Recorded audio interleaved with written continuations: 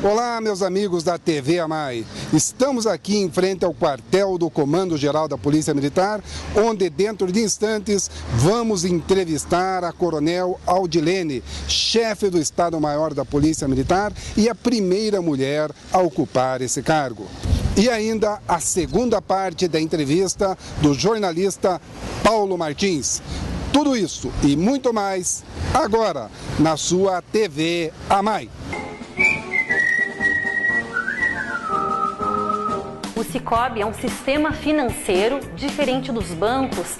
Nós não temos clientes, nossos clientes são os próprios donos, onde eles participam dos lucros e resultados da cooperativa. Com isso, eles têm uma conta corrente com todos os produtos e serviços, sendo crédito, investimento, cartões, consórcios, seguros, previdência, internet, caixa eletrônico, tudo isso com custo reduzido e no final do fechamento do balanço, eles participam dos resultados da cooperativa. Nós todos precisamos, né, de uma defesa em relação aos nossos interesses, então tem que ter uma entidade atenta, né, com uma visão bastante ampla para defender os nossos interesses. Eu, por exemplo, não era associado e vivia olhando no site da AMAI o que a AMAI estava fazendo por mim, uma questão até de egoísmo, porque se a AMAI está trabalhando por mim, nada mais justo do que eu me associar. Então estou aqui com muito orgulho atendendo a convocação do Coronel Furquim, do Coronel César, me associei, o Sargento Devanil Montagna, meu fiel escudeiro, meu amigo de campanha, também assinou a filiação hoje, então estamos muito orgulhosos. Olá, amigos da TV AMAI. O nosso programa especial hoje recebe, aliás, visita a chefe de Estado-Maior da Polícia Militar do Paraná, Coronel Aldilene. Coronel, este programa vai ao ar agora em março, exatamente mês da mulher. Como é esta função de chefe de Estado-Maior, a pessoa responsável por toda a administração, logística da Polícia Militar, sendo pela primeira vez na história exercida por uma mulher? Olha, sem dúvida, eu diria que primeiro que é uma grande responsabilidade e no segundo é um grande privilégio, que é o reconhecimento do teu trabalho durante anos, que todos nós sabemos que uma carreira, ela não se constrói em um momento, mas ela constrói em toda uma vida, e a gente tem essa grande responsabilidade de demonstrar que a mulher tem condição e que nós viemos para somar com os homens, contribuir, trabalharmos juntos, lado a lado, né, de braços dados, e sempre foi essa a minha intenção, abrir caminho, mostrar que podemos e fazermos juntos, não há uma competição. E eu acho que isso é o mais interessante, quando você se propõe a abrir caminho, que você está trabalhando para a construção e não para uma divisão. Aquilo que você divide, enfraquece. E homens e mulheres podem trabalhar juntos e isso tem demonstrado, e a eficiência é muito maior, porque a mulher ela tem uma visão mais detalhista de algumas coisas e o homem tem uma outra visão. Quando você consegue juntar essas duas percepções, você tem condição de prestar um serviço melhor, de muito mais qualidade e atendendo todos os aspectos que é possível, abordando a percepção do homem e da mulher.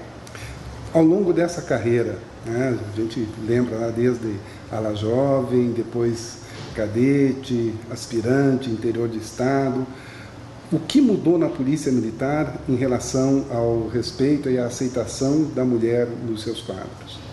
Hoje eles veem mais a mulher como profissionais competentes. Nós sabemos que toda regra tem exceção, mas no geral já foi possível observar que a mulher ela tem condição de fazer o desempenho. Quando nós estamos falando da condição, eu não estou dizendo de medir força física, mas sim a capacidade intelectual, a capacidade do desempenho comum e mesmo a condição física dentro daquilo que é esperado da mulher. Então nós temos condição e isso passou a ser respeitado. Hoje se respeita muito mais, consegue se observar e até aproveitar melhor a capacidade da mulher, tanto junto com o masculino, como às vezes individualmente para algumas determinadas funções.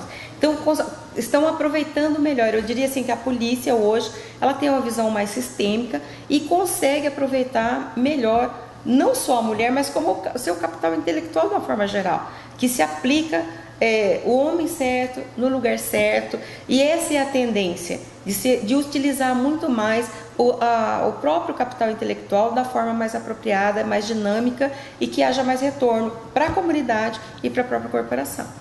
Então, o século XXI é o século da inteligência, o século do capital intelectual.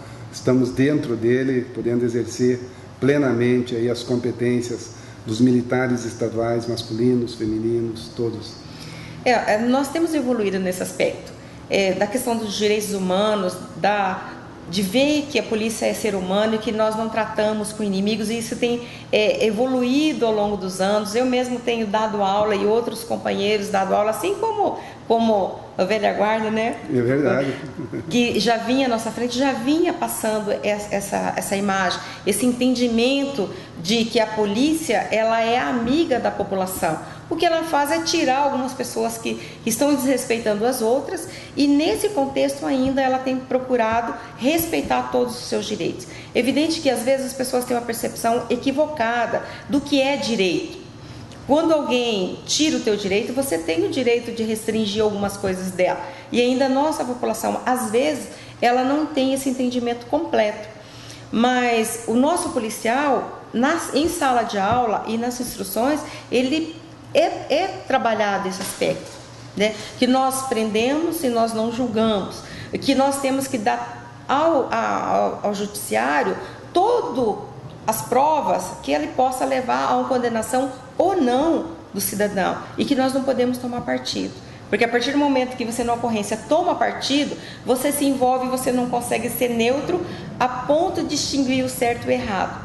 E isso nós temos trabalhado muito com o policial, a neutralidade dele, a isenção dele nos atos, para que não pratique nenhum tipo de injustiça e não perca a visão daquilo que ele está ali. Qual que é o meu papel? E uma coisa assim que eu acho extremamente importante, que tem se trabalhado, quem somos nós? Qual é o nosso papel como policial na sociedade? Qual é a diferença que nós fazemos quando nós fazemos o nosso papel corretamente, quando desempenhamos o papel corretamente nessa sociedade? A poder de influência que nós temos, o poder de permitir que a justiça seja feita, mas não nós fazemos justiça, mas que a justiça seja feita conforme a lei, é muito grande. E nós temos trabalhado nisso. A polícia tem evoluído muito nesse aspecto, com o policiamento comunitário, com essa percepção de que você é da comunidade, você tem que se envolver com a comunidade, tem que conhecê-la. E eu sou suspeita porque eu sou defensora do policiamento comunitário, então assim, eu sou até suspeita para dizer, mas diria assim que sem integração do policial militar com as pessoas da comunidade da qual ele participa, o respeito mútuo, nós não temos como fazer segurança. A segurança, ela só pode acontecer se houver o conhecimento, a integração e o respeito mútuo da população com a polícia com a população. E para isso nós temos que conhecê-la melhor e ela tem que nos conhecer melhor.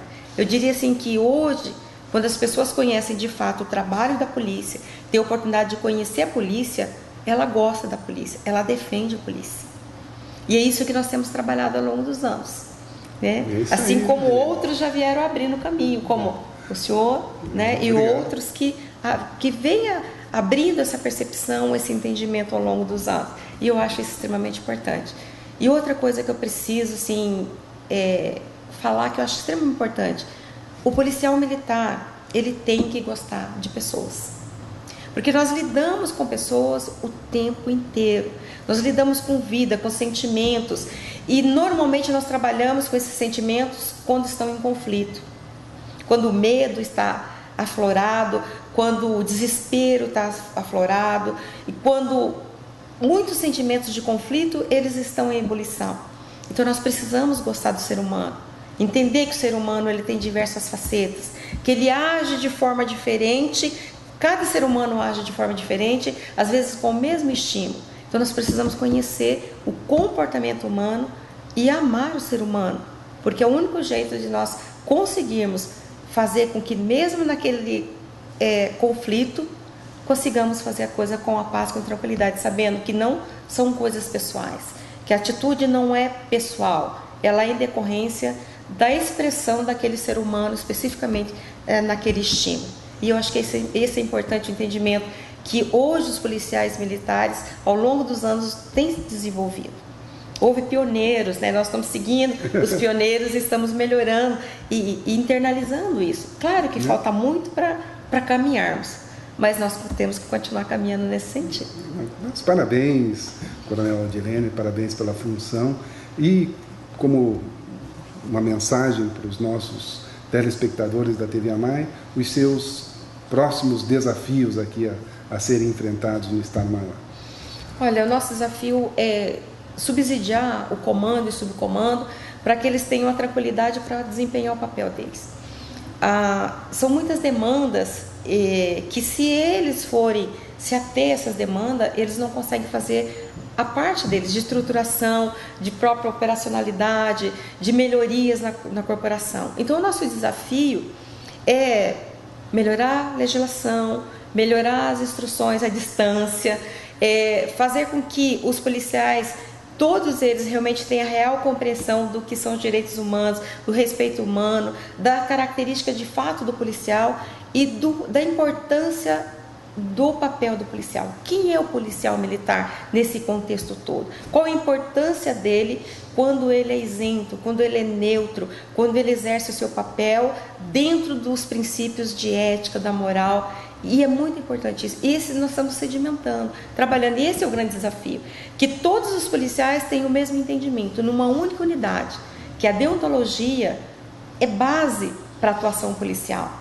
Conhecer o direito é base para a atuação policial, e que gostar do ser humano é básico para a atuação policial. Esse tripé, que é o que nós temos procurado passar e é o que nós pretendemos que todos tenham conhecimento, é extremamente importante para a evolução da instituição e a evolução do relacionamento com a comunidade, que já evoluiu muito. Nós não podemos dizer que não houve evolução. A evolução em termos de relacionamento com a comunidade, ela já evoluiu de muito, muito, muito.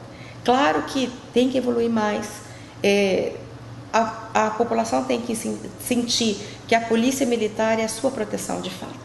Ela pode recorrer à polícia militar no momento que ela está aflita, independente da sua condição financeira, intelectual. Ela tem que ter essa segurança para procurar a polícia, bater na porta da polícia, ou dar com a mão para a polícia, como a gente diz, né? Entrar dentro de um quartel com tranquilidade e dizer: eu estou aqui porque eu preciso de orientação.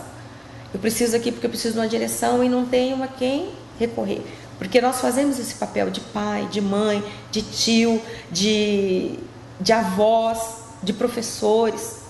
Nós temos essa incumbência da pedagogia no todo. A pedagogia não só destinada à criança, mas ao adulto também, porque nós ensinamos o adulto, nós orientamos o adulto. Às vezes, na nossa postura, com a forma como nós falamos e o que nós fazemos, nós também ensinamos pela percepção. E ensinamos também com a nossa fala, com a nossa vivência, com as nossas orientações.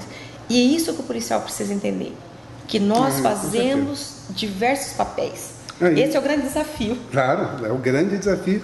E talvez algo que ajude, né, são os cursos, né? Poder repassar cursos de especialização, cursos de formação.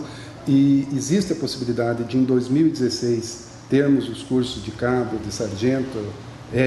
Realmente é boato ou é fato de que teremos esses cursos em 2016? Nós estamos trabalhando para isso. Nós entendemos que é importante, esses cursos são importantes para a motivação dos policiais militares, para a manutenção da carreira, da progressão na carreira, e isso é normal, e estamos trabalhando para isso. Então, nós ainda não temos a resposta final, mas estamos trabalhando.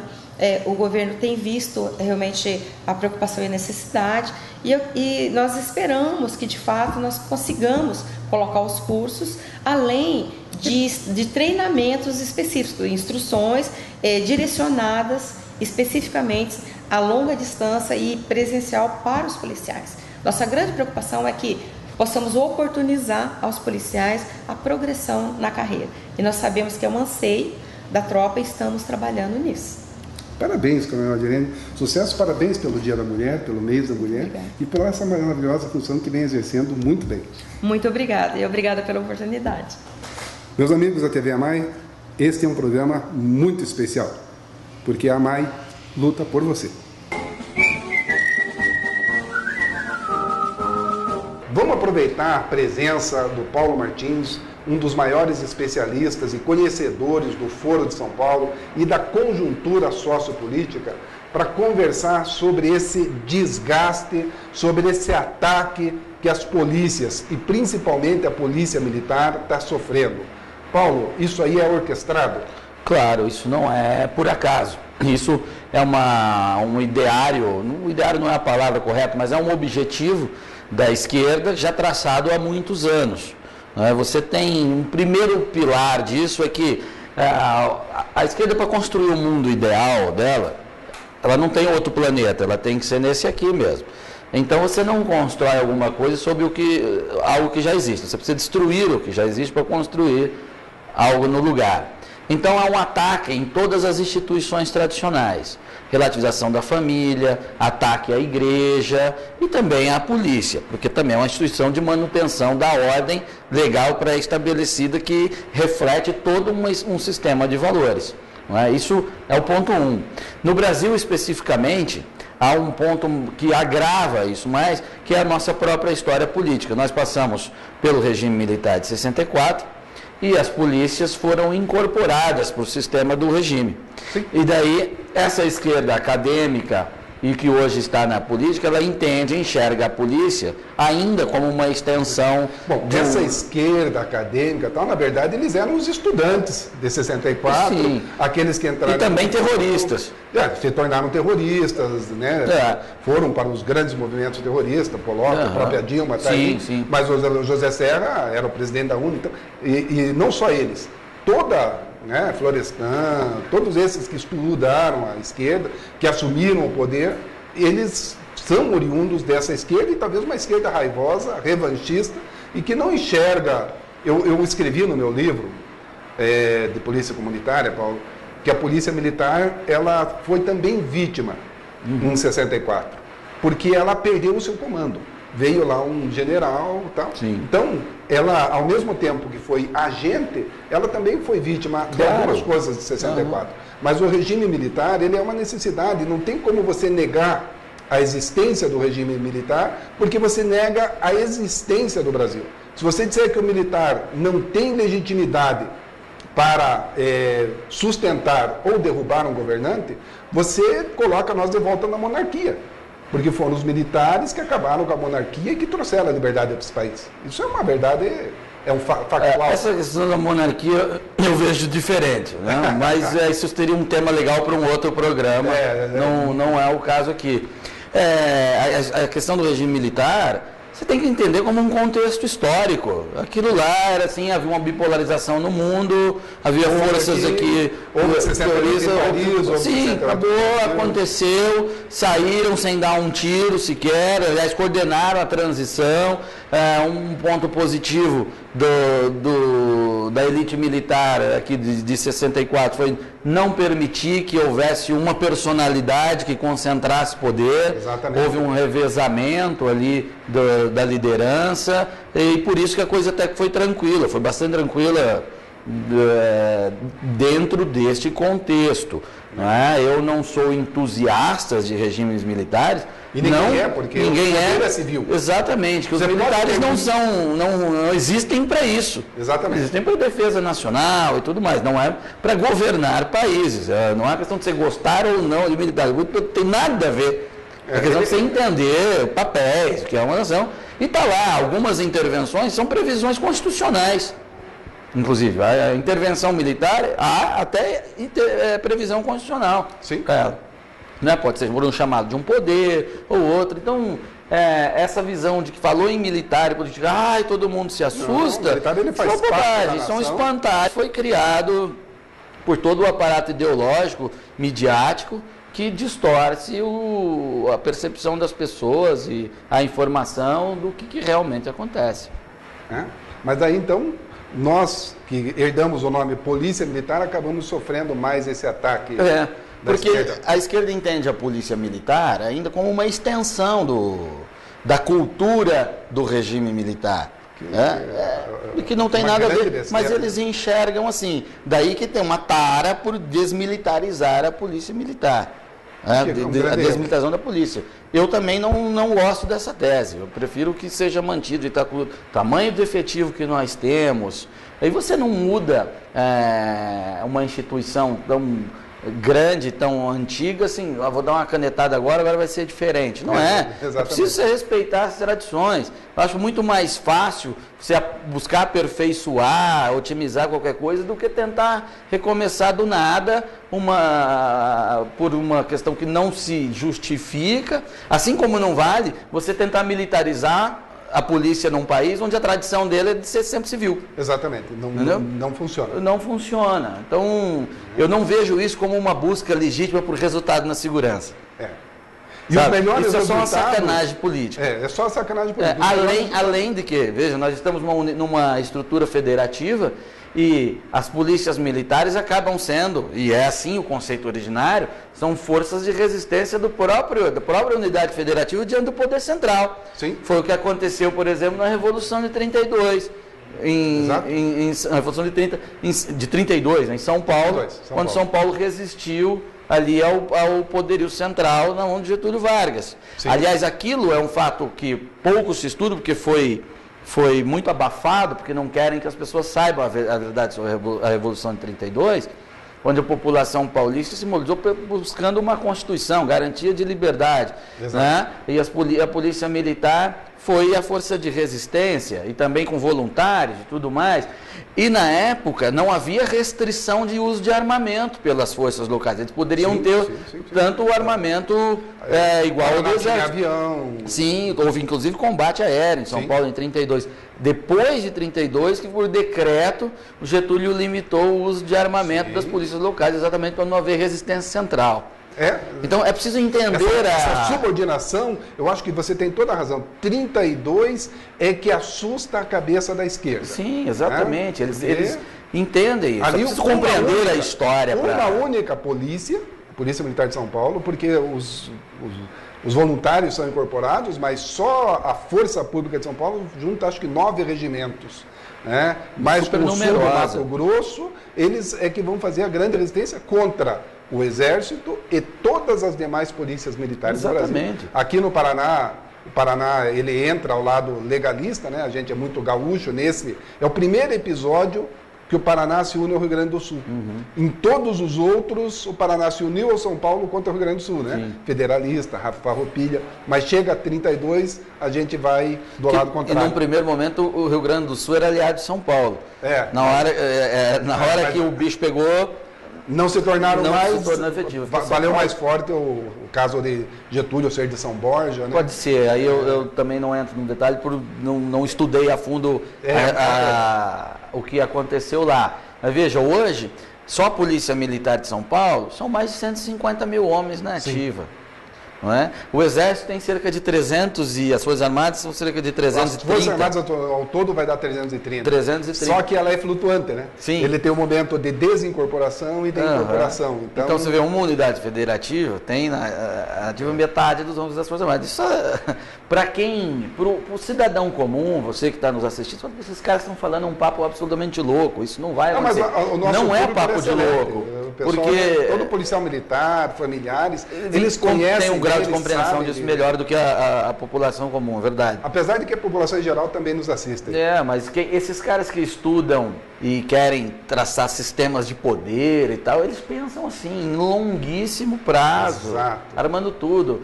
Qual que é a justificativa do governo federal criar a tal da Força Nacional de Segurança? Aquela que usa boina vermelha. Porque ela cria uma força vindo de uma nova tradição. Que ela não consegue subverter a tradição do Exército nem das polícias militares. Eles criaram uma nova força. É tanto que agora o comandante da Força Nacional, né, que era o ex-comandante-geral da Polícia Militar aqui de Santa Catarina, ele entregou o cargo, né? O coronel Pacheco, se não me engano. Eu não conheço. Ele faz uns 2 meses, ele entregou o cargo porque não existe condição de fazer o que o governo federal quer dentro dessa responsabilidade, né? Sim, cadê? A Força Nacional, ela às vezes chegou ao ponto de intervir para liberar rodovia com caminhoneiro, mas não faz a mesma coisa para tirar o MST, quando o mesmo tranca a mesma rodovia. Exatamente. Aqui no Paraná mesmo tem um caso absurdo, que é lá da empresa Aralpel, em São Miguel do Iguaçu. São Miguel, Quedas do Iguaçu. Quedas do Iguaçu. Desculpa, Quedas do Iguaçu, e Rio Bonito do Paraná. O MST está lá tentando promover um conflito para gerar um cadáver, que é isso que eles querem. Sim. O governo estadual solicita a ajuda da Força Nacional e o Ministério da Justiça simplesmente nem responde. Não, mas a Força Nacional agora chegou, está lá. Então, só que é um pequeníssimo efetivo e não o suficiente para retirar o sem terra. Mas tem mais de 4 ou 5 meses que o governo solicita. Sim. E eles vieram agora só. É uma coisa recente e também vieram quase que podemos dizer simbolicamente. Não é um grande efetivo. Não, tanto que o MST continua lá. Continua muito forte. E são todas essas questões e por isso interessa esse enfraquecimento, chegando ao absurdo aí de alguns colegas do jornalismo, quando o policial morre, eles não dão o devido valor, o devido respeito. Porque essa formação da cultura de esquerda, de demonização da polícia, isso faz parte da formação do jornalista na universidade também. Escola de Frankfurt, o marginal é uma espécie de visto como um agente revolucionário. Herói, exatamente. Então já cria-se todo um espantalho de que a polícia é má, que aqueles policiais, eles, como se eles não fossem seres humanos, que não amassem suas famílias, seus filhos, o próximo e nada mais. Então, se há um envolvimento, há uma morte, há um policial, certamente o policial é o maior suspeito, é o errado. Coloca assim. E quando um policial faz uma ação heróica, só fez a obrigação. Então, isso acaba nem virando notícia, não é? Note que em sociedades que não há todo esse processo cultural revolucionário, os policiais são exaltados. Sim, quando fazem ações heróicas, policiais, os bombeiros, todo mundo respeita. Aqui não acontece isso. Parabéns, conte conosco, muito obrigado. Daqui a pouco voltamos com sua TV AMAI. Meus amigos, muito obrigado a todos vocês que acompanharam este programa especial da TV AMAI. E parabéns a todas as mulheres, policiais ou não, pelo seu Dia Internacional. AMAI, a entidade que briga por você.